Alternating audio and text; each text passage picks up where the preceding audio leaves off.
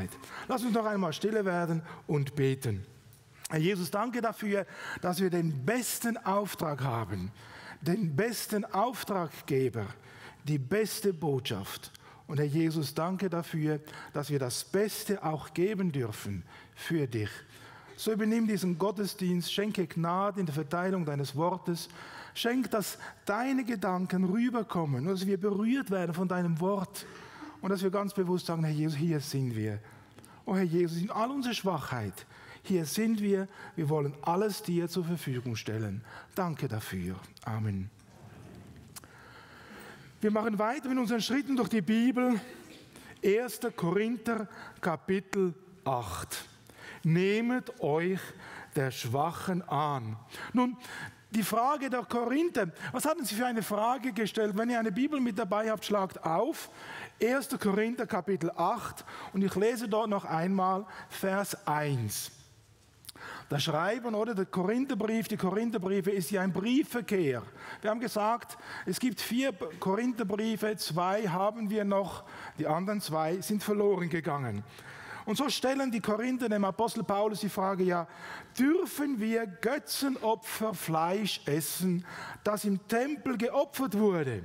Oder da stellen sie die Frage in Vers 1, was aber das Götzenopferfleisch ist, oder eine andere Übersetzung, wie jetzt gerade der Gono gelesen hat, da sagt Paulus, ich komme nun zu der Frage, ob man Fleisch von den Tieren essen darf, die Götzen geopfert wurden. Korinth war eine multikulturelle Stadt, multireligiös, bewohnt von verschiedensten Ethnien. Und damals war es so im Römischen Reich, da bildete die Vielgötterei die Regel.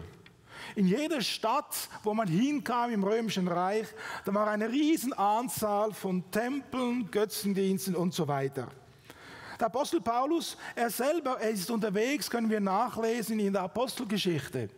Apostelgeschichte 17, Vers 16, da ist er unterwegs, er wartet auf den Silas und den Timotheus und während er so wartet, macht er einen Spaziergang durch Athen und ist völlig überrascht über die Vielzahl der Tempel, der Altäre. Und so lesen wir Apostelgeschichte 17, Vers 16.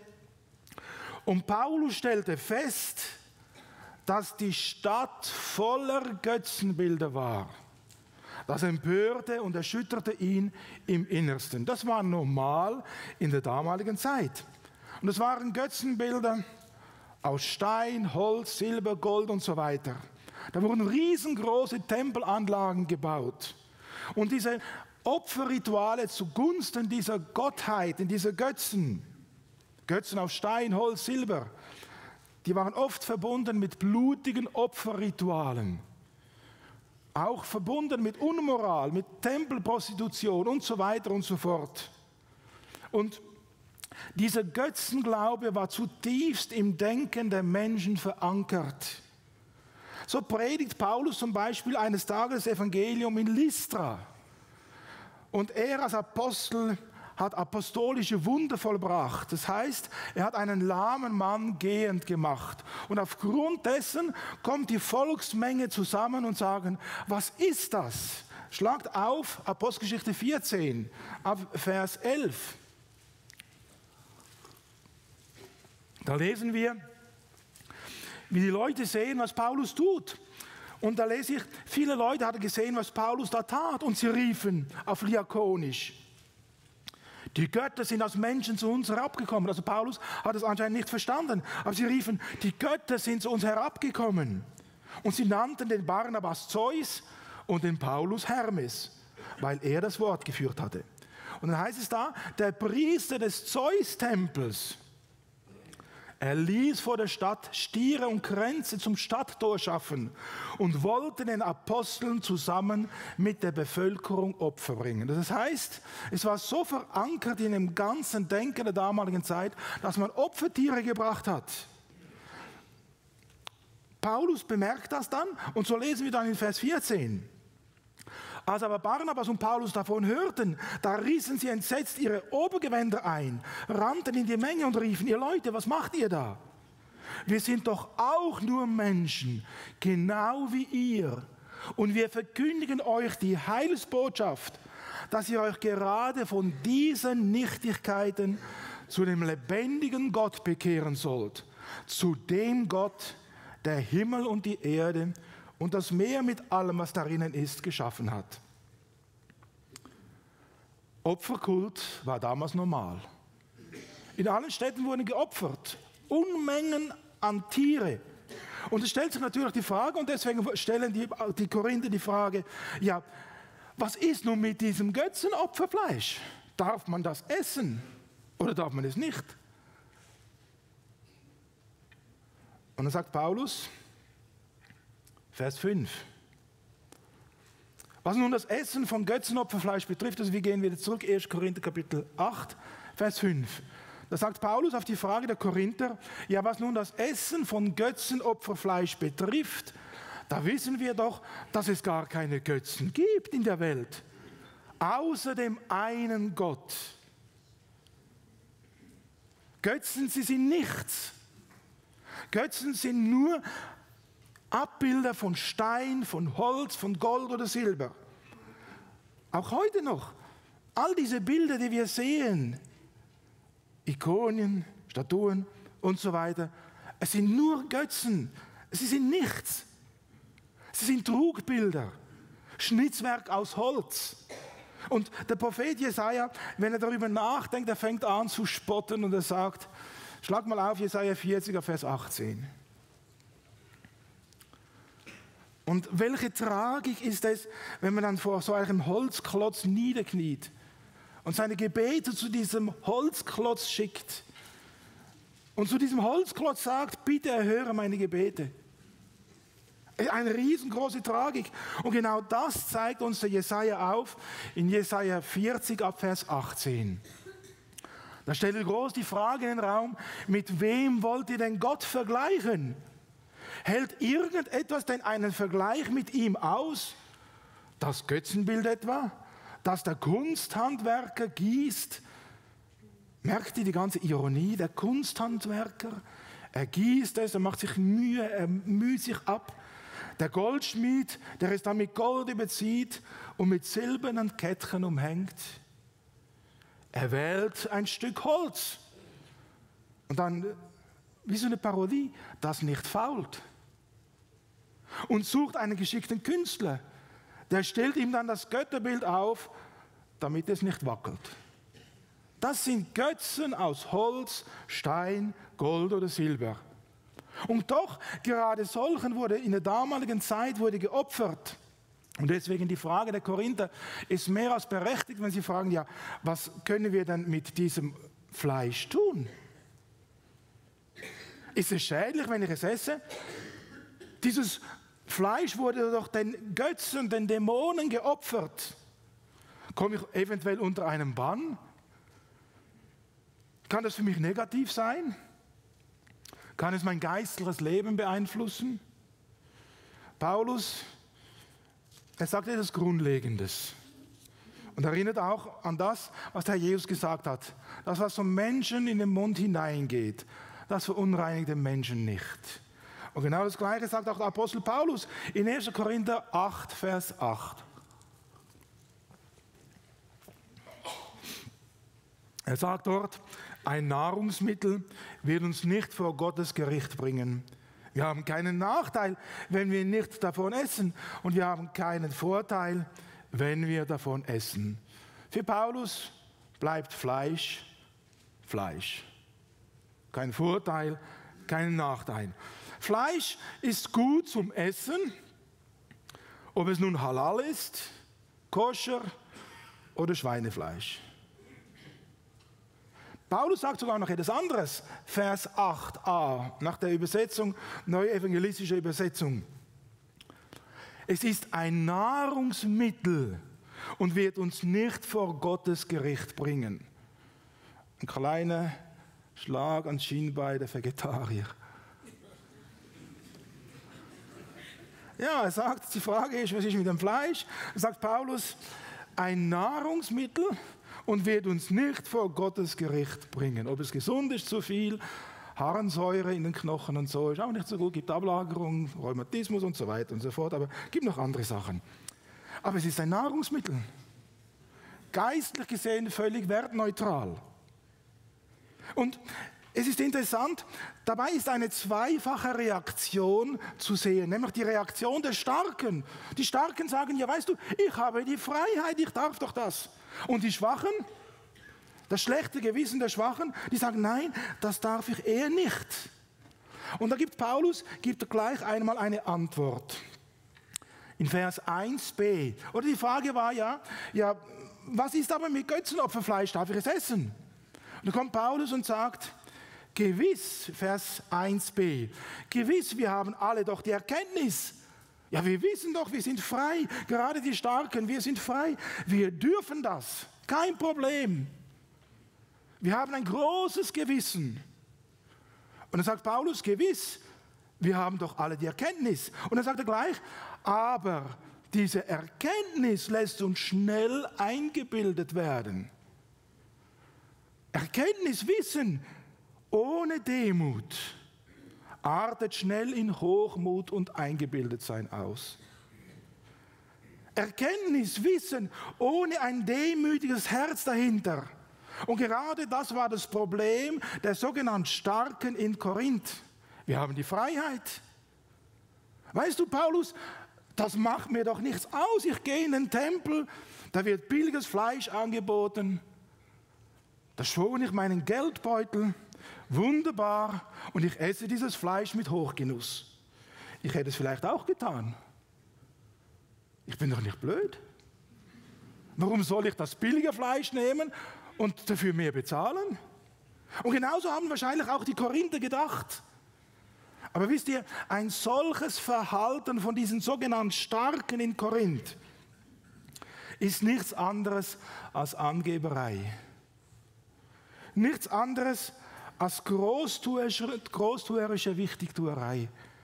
Nichts anderes als der Hochmut des Lebens. Und dann kommt Paulus und sagt, wenn ihr so denkt, wenn ihr so handelt, wenn ihr euch eurer Stärke rühmt, dann habt ihr noch nicht die Grundsätze des christlichen Lebens begriffen. Ja, wir haben die Freiheit in Jesus.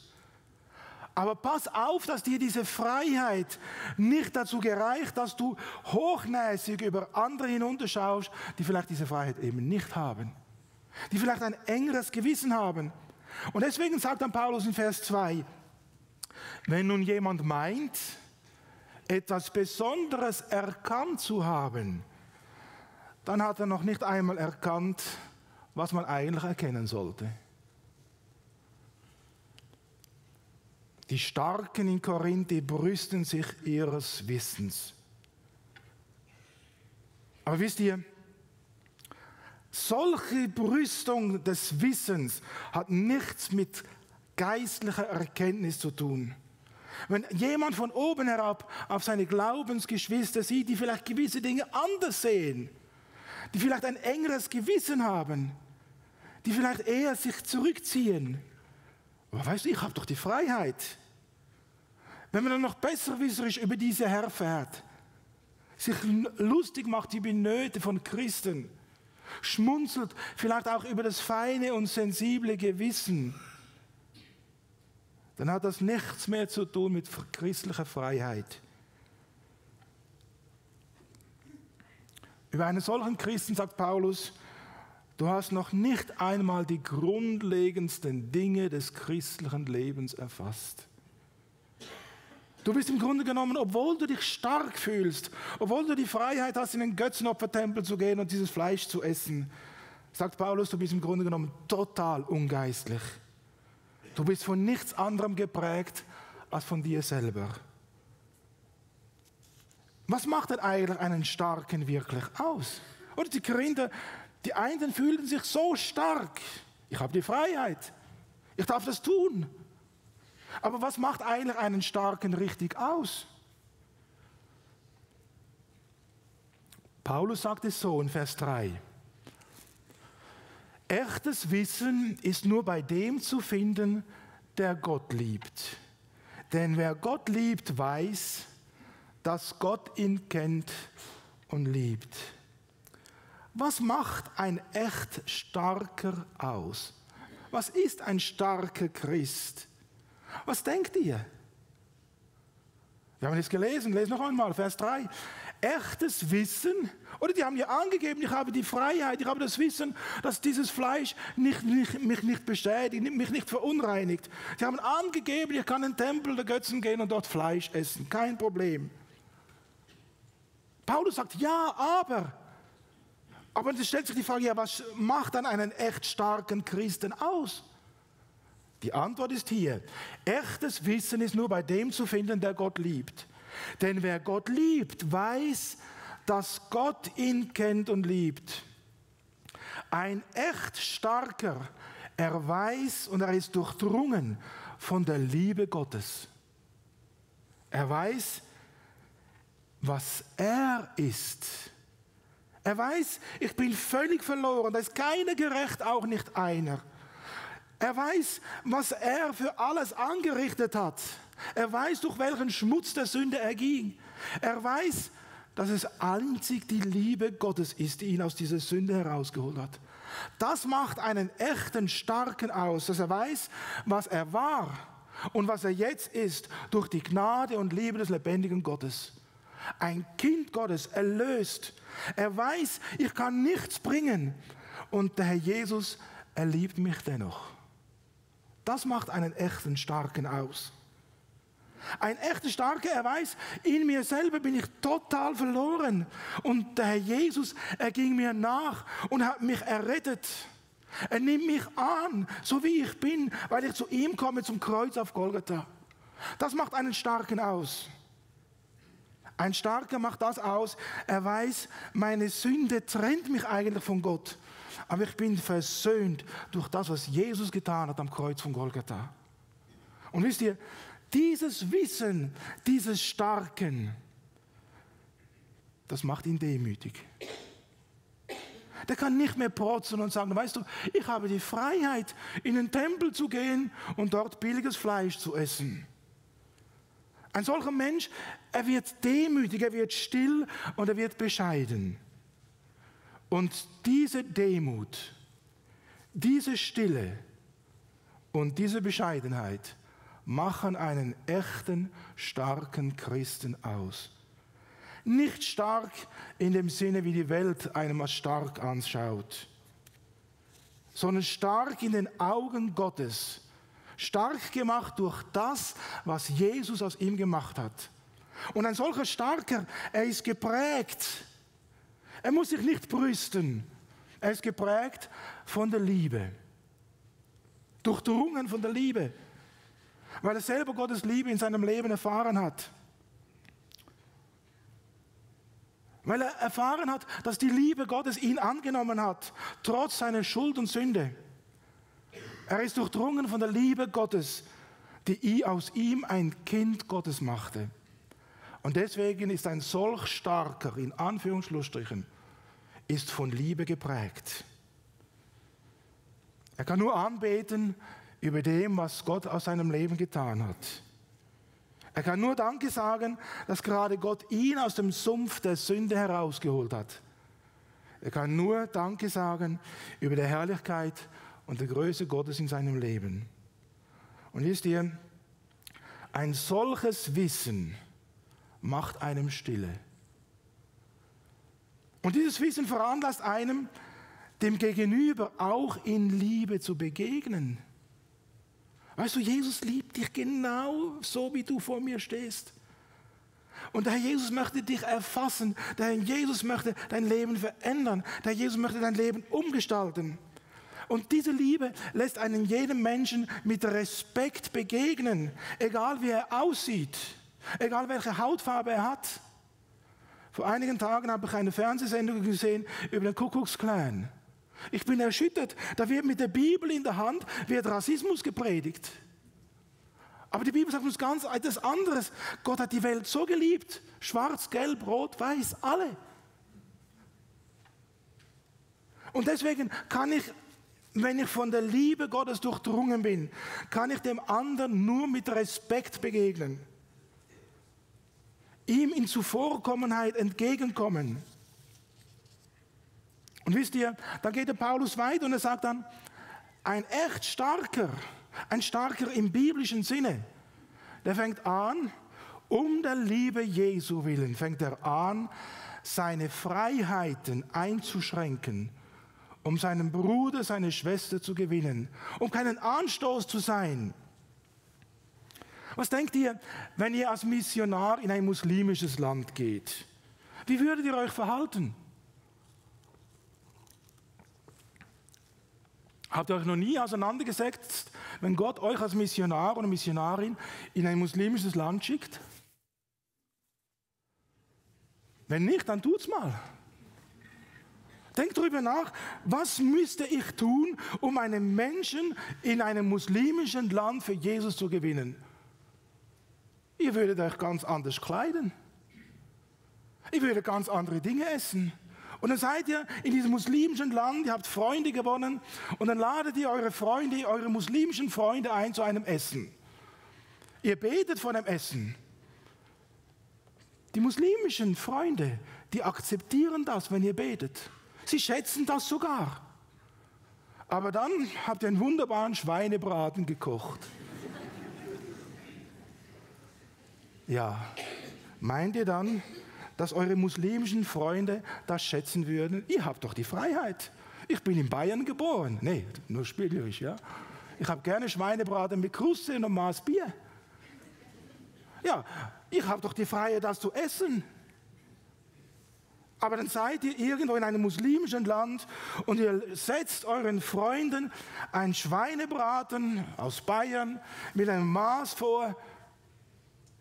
Habt ihr so die Freunde gewonnen? Ihr habt sie ganz weit weggestoßen. Und das meint Paulus. Einer, der echt liebt, er respektiert die Gepflogenheit, die Kultur, die Gewohnheit des Gegenüber, um ihn für Jesus zu gewinnen. Ein echt Starker, er schränkt seine Freiheit ein. Paulus sagt, ja, das Götzenopferfleisch ist kein Problem, ihr dürft es essen. Ja, aber um der Schwachen willen, um derer, die ein enges Gewissen haben, verzichtet er lieber darauf. Nun, es gibt so viele Schwache. Schwach in dem Sinne, vielleicht, weil sie ein enges Gewissen haben, aus welchen Gründen auch immer. Nicht jeder hat so ein großes und freies Gewissen wie ich. Da gibt es Menschen, die haben ein ganz enges Gewissen. Vielleicht, weil sie so eng erzogen worden sind. Oder weil sie durch ihr Denken wie blockiert sind. Oder weil sie in ihrem Charakter so geschaffen sind, dass sie alles und jedes hinterfragen bis irgendwo hin. Das gibt's alles. Du als Starker, wenn du dann diesen Geschwistern gegenüber auftrittst, ja, weißt du, ich darf. Weißt du, ich habe die Freiheit. Weißt du, mir macht das nichts aus. Weißt du, ich lebe doch in der Freiheit mit dem Herrn Jesus. Wenn du angibst, wie die Korinther angegeben haben, ja, weißt du, ich darf doch zum Abendmahl gehen und auch wenn ich betrunken bin. Korinther haben es getan. Die Korinther haben gesagt, ja, weißt du, ich darf doch mit meinem Glaubensgeschwister, darf ich doch vor den Richter gehen. Ein solcher Starker zeigt damit die größte Respektlosigkeit. Es ist nicht eine Stärke, sondern Lieblosigkeit. Nichts anderes als Egoismus. Ein echt Starker, er verzichtet aus Liebe. Paulus hat ja gesagt, noch einmal Vers 8, 1. Korinther 8, Vers 8. Er sagt, ein Nahrungsmittel wird uns nicht vor Gottes Gericht bringen. Wir haben keinen Nachteil, wenn wir davon essen. Wir haben keinen Vorteil, wenn wir nicht davon essen. Er sagt, du darfst, aber schränke deine Freiheit ein. Nämlich in Vers 13 sagt er dann, und das ist das Prinzip, das der Apostel Paulus durch alle seine Briefe hindurchbringt. Es ist ein biblisches, ein göttliches Prinzip. In Vers 13 sagt Paulus, wenn ich ein Nahrungsmittel, oder es kann auch ein Verhalten sein, es kann eine Freiheit sein, die du dir rausnimmst, aber die vielleicht deine Geschwister, deine Schwester, dein Bruder im Herrn in arge Gewissensnöte bringt. Und wenn das passiert, dann sagt Paulus, wenn ein Nahrungsmittel dazu führt, dass mein Bruder zu Fall kommt, dann will ich nie und nimmer mehr Fleisch essen. Das würde mir schwer fallen, muss ich ehrlich sagen. Ja, ich habe gerne Fleisch. Aber Paulus sagt, wenn dein Bruder aufgrund dessen, und hier war eine ganz spezielle Situation, dieses Fleisch war geopfert den Götzen, und aufgrund dessen, also er spricht hier nicht den Vegetarismus an, sondern er spricht hier Fleisch an, das den Götzen geopfert wurde. Und da hatten die Geschwister Mühe. Wie kann es sein? Das war doch mit den Götzen in Verbindung gebracht. Und er sagt, dieses Fleisch, sagt Paulus, ich darf es essen, aber wenn dieses Fleisch meinem Bruder, meiner Schwester Gewissensnöte verursacht, dann verzichte ich ganz bewusst darauf. Er sagt, dann will ich nimmer mehr Fleisch essen. Ich will doch für meinen Bruder nicht zur Falle werden. Paulus, er verzichtet aus Liebe.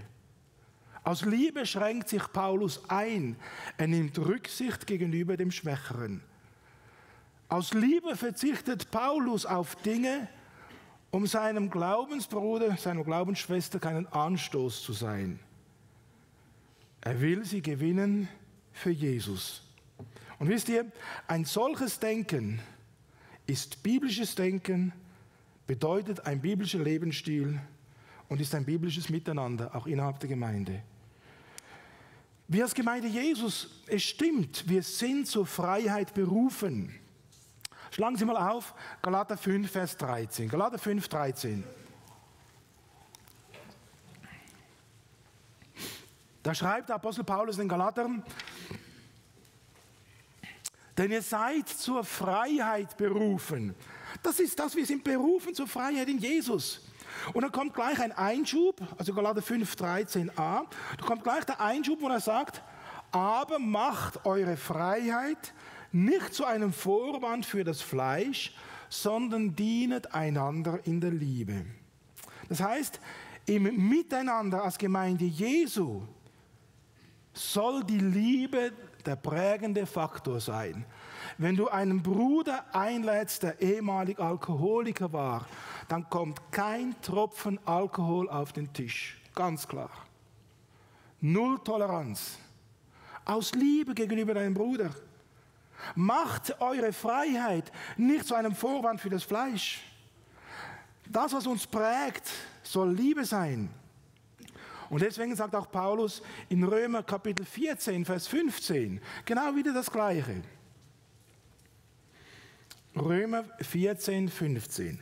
Wenn du also deinen Bruder wegen einer Speise in innere Not bringst, dann lebst du nicht mehr in der Liebe. Bring ihn mit deinem Essen nicht ins Verderben. Christus ist doch auch für ihn gestorben. Wir als Christen, wir haben die Freiheit zu essen oder nicht zu essen. Wir haben die Freiheit zu trinken oder nicht zu trinken. Wir haben aber als Christen haben wir noch viel mehr die größere Freiheit, nämlich gewisse Dinge nicht mehr tun zu müssen. Weil ich erlöst bin durch das Blut des Lammes. Früher war ich ein Kind Satans. Ich musste ihm gehorchen. Heute gehöre ich Jesus Christus und ich darf bewusst auf gewisse Dinge verzichten. Als Christ darf ich heute mit Jesu Hilfe über der Sache stehen. Früher hat es geheißen, Samuel, tue das. Du bist doch mir verpflichtet. Und ich musste sündigen. Heute darf ich sagen, Herr Jesus, gehöre dir. Und ich darf mit dem Herrn Jesus über der Sache stehen. Als Christ darf ich heute bewusst verzichten, weil in mir ist jemand, der stärker ist als die Welt, nämlich der Heilige Geist. Und er ist die Kraft Gottes, die mir hilft, ein Leben im Sieg zu führen.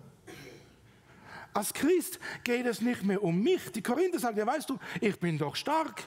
Und sie zeigten damit, ja es geht um sie selber. Es geht nicht um Jesus, aber als Christ geht es um Jesus Christus.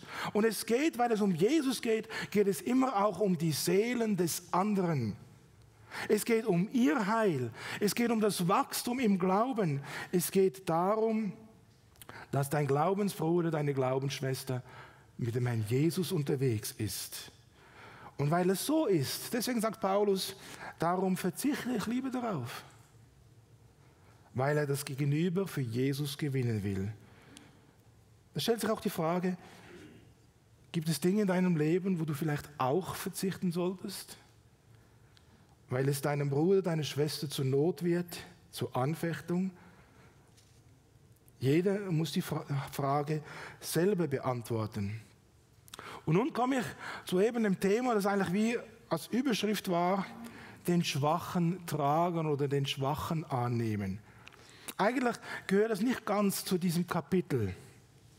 Aber ich denke, es passt sehr gut da rein.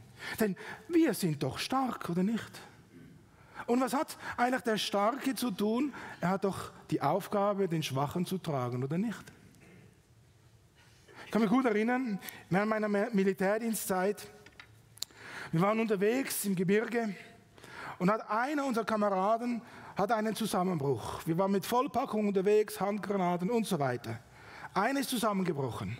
Und dann haben wir alles verteilt, aber der ganze Rucksack, Vollpackung, die war immer noch da und wir mussten noch stundenlang zurückgehen. Und da war einer unserer Führer, ein Korporal, der war echt stark. Er hat nie viel gesagt, aber wenn er was gesagt hat, die ganze Gruppe war helles Ohr. Der konnte fantastisch Karten lesen. Und hat er, ohne viel zu sagen, hat er den Rucksack, und er selber hat den Rucksack gehabt, hat den Rucksack genommen, vorne rauf, und stundenlang ist er mit diesem Rucksack marschiert. Ohne ein Wort zu sagen. Fantastisch, das ist ein starker Mensch. Und deswegen, wenn wir stark sind in Jesus, haben wir doch die Aufgabe, auch die Schwachen zu tragen. Nun, die Frage, die Korinther hier stellen, in Korinther Kapitel 8, Vers 1, wo sie fragen, ja, Paulus, darf man Götzenopferfleisch essen? Was denkt ihr, wer hat eine solche Frage gestellt? Was meint ihr? Waren das die Schwachen oder die Starken? Die Schwachen, die so wenig reden, die Schwachen, die eher wie so Mauerblümchen in der Gemeinde sind, die Schwachen, die aus ihrem schwachen Gewissen, ich denke, es waren nicht die Schwachen, es waren die Starken. Die Starken, die wollten ihr Lebensstil, wollten die legitimiert haben durch einen Apostel Paulus. Die Schwachen, die schweigen. Sie verschwinden oft und die laufen Gefahr, in der Masse zu verschwinden. Die Schwachen sind von ihrer Natur eher zurückgezogen. Und sie werden leider oft von den Starken manchmal fast erdrückt. Was sagt die Bibel über diese Zusammensetzung der Gemeinde? Was denkt ihr? Gibt es Schwache in der Gemeinde? Gibt es solche, die Hilfe nötig haben? Gibt es solche, die man tragen soll? Die man unterstützen soll? Die man ermutigen darf? Schlagt mal auf, was Paulus sagt in 1. Korinther 1, ab Vers 26. 1. Korinther 1, ab Vers 26. Da schreibt der Apostel Paulus den Korinther und sagt, denkt einmal darüber nach, an das, was ihr vor eurer Berufung war. Das heißt, denkt darüber nach, was ihr wart, bevor ihr euch zu Jesus Christus bekehrt habt. Und er sagte, da gab es nicht viele, die nach menschlichen Maßstäben weise, einflussreich oder prominent gewesen wären, sondern Gott hat das auserwählt, was nach dem Maßstab der Welt einfältig und schwach ist, um die Weisen und die Mächtigen zu beschämen. Er erwählte das, was in der Welt als niedrig und bedeutungslos gilt, das, was für sie nichts zählt, um das, was für sie zählt, zunichte zu machen. Also Paulus sagt, die Gemeinde besteht im Grunde genommen aus der Mehrheit, aus Einfallspinseln, aus schwachen Leuten, aus niedrigen, bedeutungslosen, aus solchen, die nichts zählen. Das ist das Wort, von dir steht. Ist es so schmeichelhaft? Es ist die Tatsache. Paulus sagt hier, Gott hat das auserwählt, was nach dem Maßstab der Welt einfältig und schwach ist. um die Weisen und Mächtigen zu beschämen. Er erwählte das, was in der Welt als niedrig und bedeutungslos gilt. Das, was für sie nichts zählt. Das hat Gott erwählt. Für mich ist es so fantastisch zu sehen. Gott meint dich. Gott meint mich. Gott meint das Unedle von der Welt, das keinen Namen hat, das Verachtete. Gott hat das Schwache gesucht, das Unedle ist ihm nachgegangen. Und dann sagt Paulus, damit er aus diesem Unedlen, aus diesem Schwachen, nämlich etwas Wunderbares macht. Schlagt auf 1. Korinther 1, Vers 30. Da sagt Paulus, und er schreibt es diesen Korinthern, diesen Unedlen, und wir dürfen nicht vergessen, 30% der korinthischen Bevölkerung, das waren Sklaven. Das heißt, die Mehrheit der Gemeinde in Korinth waren ehemalige freigelassene oder noch in Dienst stehende Sklaven. Dazu auch ehemalige Soldaten. Unedel vor der Welt, verachtet. Aber wenn sie zum Herrn Jesus kommen, zum Kreuz von Golgatha, dann passiert etwas Folgendes. 1. Korinther 1, Vers 30a. Denn durch ihn aber seid ihr in Jesus Christus. Und darum ist jemand in Christus. So ist er eine neue Kreatur. Das haben wir auch in der Jugendgruppe am letzten Freitag gesagt. Wenn du in den Spiegel schaust, da ist eine Prinzessin, ein Königskind. Ja, ihr dürft lachen. Es ist eine Tatsache. Schau mir in den Spiegel, ich bin erlöst. Ich bin ein Kind des lebendigen Gottes. Ich darf sein Eigentum sein. Und deswegen, in Jesus sind wir herrlich. In Jesus sind wir erlöst. In Jesus dürfen wir uns rühmen. Keiner, der Christ ist, der muss niedergeschlagen durch diese Welt gehen. Weil wir haben den lebendigen Gott, der überall auf diesen Bergen sein Vieh hat. Hast du einen reichen Papa? Ich habe einen Papa, der hat überall auf den Bergen hat er sein Vieh. Unzählbar. Er kennt alle Sterne mit Namen. Er trägt das ganze Universum mit seinem kräftigen Wort. Hebräer 1,3. Und dieser ist mein Gott. Elend und schwach vor der Welt, aber in Jesus Christus herrlich. Wisst ihr, das macht mich so froh. Und deswegen, wir dürfen in Jesus stark sein. Und wir dürfen in der Stärke, die Jesus in uns hineingelegt hat, nicht wir, Christus in uns, dürfen wir anfangen, auch den Schwachen zu tragen. Wir dürfen ganz bewusst anfangen, auf gewisse Dinge zu verzichten. Zu sagen, nein, ich brauche das nicht mehr. Ich will den gewinnen für Jesus. Schwachheit in der Bibel, die kommt immer wieder vor.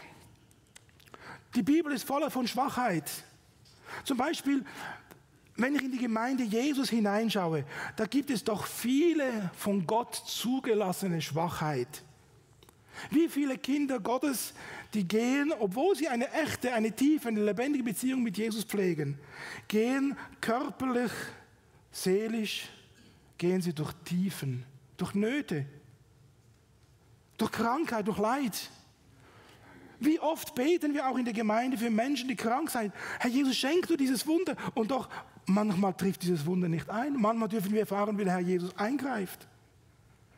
Der Apostel Paulus, er selber war von Schwachheit betroffen und er bittet den Herrn, nimm doch diesen Engel aus meinem Leben, der mich da mit Fäusten schlägt, nimm ihn weg.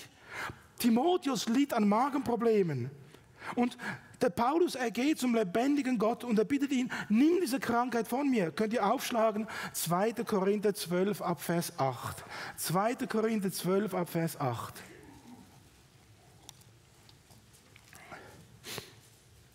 Da sagt Paulus, 3-mal habe ich den Herrn angefleht, mich davon zu befreien. Doch er sagte zu mir, meine Gnade muss dir genügen, denn meine Kraft ist in den Schwachen mächtig. Anscheinend möchte Gott manchmal, dass unsere Schwachheit, unsere körperlichen Nöte uns in die Abhängigkeit mit ihm bringen. Anscheinend möchte er aber auch vielleicht durch diese Nöte, die in unserem Leben sind, uns unsere Endlichkeit aufzeigen, dass wir uns noch viel mehr ausstrecken nach dem Ewigen. Dass wir vielleicht auch Mitgefühl und Mitleid bekommen für Menschen in der gleichen Situation. Da gibt es aber auch Schwachheit in der Gemeinde. Die haben ein schwaches Christen, die haben ein schwaches Nervenkostüm. Vielleicht durch eine Krankheit. Eine Schwäche. Oder auch sind finanziell nicht so gut gestellt, sind kognitiv eingeschränkt. Wisst ihr, da brauchen wir einander. Gut, dass wir einander haben. Haben wir doch gesungen, oder nicht? Ganz am Anfang. Gut, dass wir einander haben. Wir brauchen einander. Wir brauchen den Starken in Jesus, der den anderen tragen kann. Wir brauchen einen Korporal im Militär, der den Rucksack des anderen trägt. Wir sind auf Hilfe und Unterstützung angewiesen. Die Korinther, die fühlten sich stark. Die Korinther, die meinten, sie hätten alles, aber die grundlegenden Dinge des christlichen Lebens nicht begriffen. Die Bibel sagt uns in Epheser 4 ab Vers 1, wir sind aufgefordert, gerade das zu tun. Epheser 4 ab Vers 1, lebt so, wie es der Berufung entspricht, die an euch erging. Seid euch der eigenen Niedrigkeit bewusst und begegnet den anderen freundlich. Habt Geduld miteinander und ertragt euch gegenseitig in Liebe. Also wenn der Apostel Paulus, wenn die Bibel das sagt, dann ist das auch unser Problem. Er sagt hier, seid der eigenen Niedrigkeit bewusst. Das bedeutet doch nichts anderes. Wir laufen alle Gefahr, dass wir unsere Nase zu hoch haben. Seid euch dessen bewusst. Begegnet den anderen freundlich. Das heißt, unsere Natur ist doch, dass wir dem anderen schnell mal an den Karren fahren. Habt Geduld miteinander. Hier redet Paulus zu mir. Ertragt euch gegenseitig in Liebe. Auch die Menschen, die uns gestohlen bleiben können, die wir am liebsten ins Pfefferland wünschen. Dann kommt vielleicht auch geistliche Schwachheit in die Gemeinde vor. Geistliche Schwachheit in dem Sinne, das sind Menschen, die haben sich erst frisch bekehrt. Die wissen noch nicht viel. Aber wisst ihr, das Schöne ist, wenn sich einer bekehrt, er ist so brennend im Herrn Jesus. Mir kommt es so vor, manchmal, wenn sich Menschen bekehren, wie wenn sie eine große Anzahl oder Fülle des Geistes bekommen haben, um diese erste Strecke zu überbrücken. Fantastisch. Wunderbar, sie brennen für Jesus. Und diesen Menschen darf man Mut machen, man darf sie stärken, man darf sie weiterbringen, man darf sie einladen, kommen regelmäßig in die Gebetsstunden, Gottesdienste. Man darf ihm zeigen im Bibelstudium. Deswegen bin ich froh, dass wir in der Jugendarbeit solche Sachen machen. Wir machen Schritte durch die Bibel, wir machen Korintherbrief und so weiter, dass sie wachsen in der Erkenntnis und im Glauben mit Jesus. Da gibt es aber auch solche, die schwach sind im Glauben, weil sie leider keine Jesus-Beziehung mehr leben. Wie viele Christen, die haben mal gut angefangen, sie waren brennend im Geist, aber schlussendlich sind sie schwach geworden. Sie sind nicht mehr geistlich belastbar, weil sie keine echte Beziehung mit Jesus mehr leben. Sie haben sich bekehrt, doch ihre Lampe ist am Verlöschen. Sie nähren sich nicht mehr mit dem Wort Gottes. Ihre stille Zeit ist sehr stille geworden. Sie lesen nicht mehr in der Bibel. Sie studieren nicht mehr das Wort Gottes. Ihr Gebetsleben ist gleich null. Und deswegen sind sie geistlich schwach. Sind sie geistlich Kinder geblieben. Anstelle, dass sie wie dieser Mann im Militär einen doppelten Rucksack tragen, vegetieren sie im Grunde genommen geistlich vor sich hin. Auch das ist Schwachheit. Diese Schwachheit müsste nicht sein. Dann gibt es aber auch in der Gemeinde Jesu, gibt es auch Schwachheit durch Fehlinformation. Fehlinformation meine ich jetzt mit dem, vielleicht sind da Gläubige, die tragen einen Rucksack mit sich herum, den sie eigentlich gar nicht mehr tragen müssten. Sie haben irgendwie in der Vergangenheit haben sie etwas gelernt über den lebendigen Gott, der nicht dem Gott der Bibel entspricht.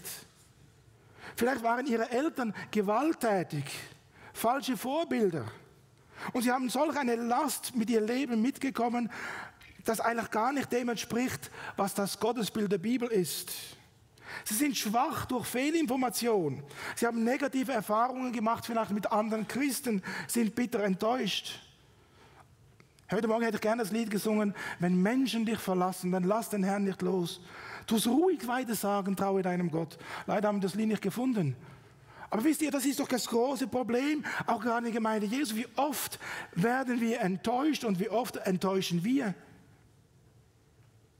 Und da gibt es andere, die haben eine andere Vorstellung vom lebendigen Gott. Sie sind gebunden in Gesetzlichkeit, in übertriebene Strenge, fehlende Liebe. All das Fehlinformationen über den Gott der Bibel. Und deswegen sind sie geistlich schwach. Und solche Christen, die zeichnen sich dann aus durch Ängstlichkeit, Verzagtheit, Unsicherheit, Niedergeschlagenheit und so weiter. Und wisst ihr, da kommt der Apostel Paulus und er sagt, er verzichtet lieber. Mit anderen Worten möchte er sagen, nehmt einander in der Liebe Jesus an. Egal wie ihr gestrickt seid, egal welchen Charakter ihr habt, egal welches Gottesbild das du hast, aber nehmt einander an und geht wieder zurück zu dem Gott der Bibel. Bleibt beim Gott der Bibel. In Römer 15, Vers 7. Schlagt es auf, Römer 15, Vers 7.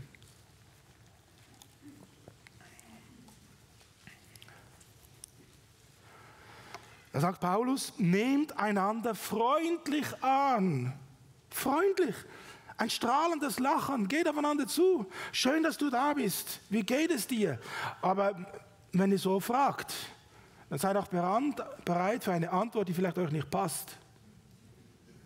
Weil ich habe angefangen, nicht mehr zu fragen, wie geht es dir. Ich habe angefangen, schön, dass du da bist. Ja, ist wahr, weil oft ist es so, fragt man ja, wie geht es dir? Ja, mir geht's gut. Aber wenn man sagt, schön, dass du da bist, geht schon ein Leuchten durchs Gesicht. Und deswegen, Römer 15, 7, so nehmt einander freundlich an, wie Christus sich euer zur Ehre Gottes angenommen habt. Wisst ihr, noch einmal, die Korinther, die diskutierten über ihre Freiheit. Die diskutierten darüber, ja, das darf ich. Ja, weißt du, ich habe doch die Freiheit. Sie diskutierten über das Götzenopferfleisch. Sie diskutierten im Grunde genommen über total banale Dinge.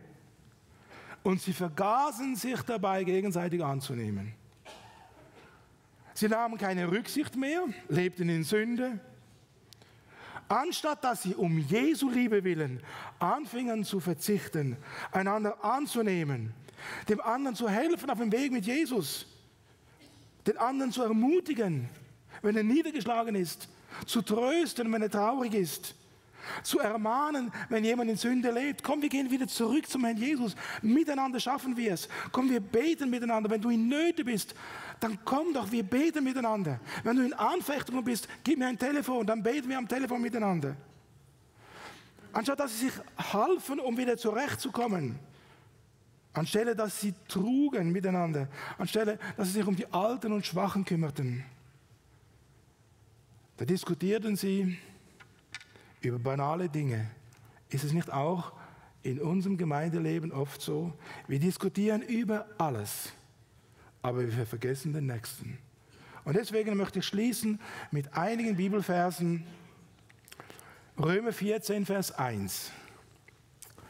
Da steht, nehmet den Schwachen im Glauben an, ohne über Gewissensfragen zu streiten. Nehmt ihn einfach an, habt ihn lieb, ladet ihn ein zum Essen. Geht mit ihm spazieren. Ja, macht ihm Jesus groß. Dann Römer 15, Vers 1. Wir aber die Starken, ich meine die Starken jetzt im geistlichen Sinne, wir aber die Starken, wir haben die Pflicht, die Gebrechen der Schwachen zu tragen und nicht Gefallen an uns selbst zu haben. Apostelgeschichte 20, 35, und mit dem schließe ich. Da sagt der Apostel Paulus, in allem habe ich euch gezeigt, wie man arbeiten soll und sich der Schwachen annehmen. Eingedenk der Worte des Herrn Jesus, der selbst gesagt hat, Geben ist glückseliger als Nehmen, weil das Geben lenkt ab von mir. Wenn ich immer nur nehme, bin ich im Zentrum. Wenn ich aber gebe, ist der andere im Zentrum. Und dieses Geben kann sein Liebe, Respekt, Wertschätzung, Zeit oder auch Geld. Nehmt einander an, wie euch Jesus Christus auch angenommen hat. Amen. Lasst uns stille werden und beten. Herr Jesus, danke aus tiefstem Herzen, dass du uns angenommen hast. Und weil du uns angenommen hast, dürfen auch wir uns gegenseitig annehmen. Herr Jesus, hilf und schenk Gnade. Schenk jedem von uns, auch mir, immer wieder dieses offene Auge für die Nöte des anderen, das offene Herz, um zu verstehen, um zu erfassen und dann auch die offenen Hände, um helfend da zu sein. Danke, dass du zum Wollen auch das Vollbringen schenkst. Wir preisen dich und wir beten dich an. Amen.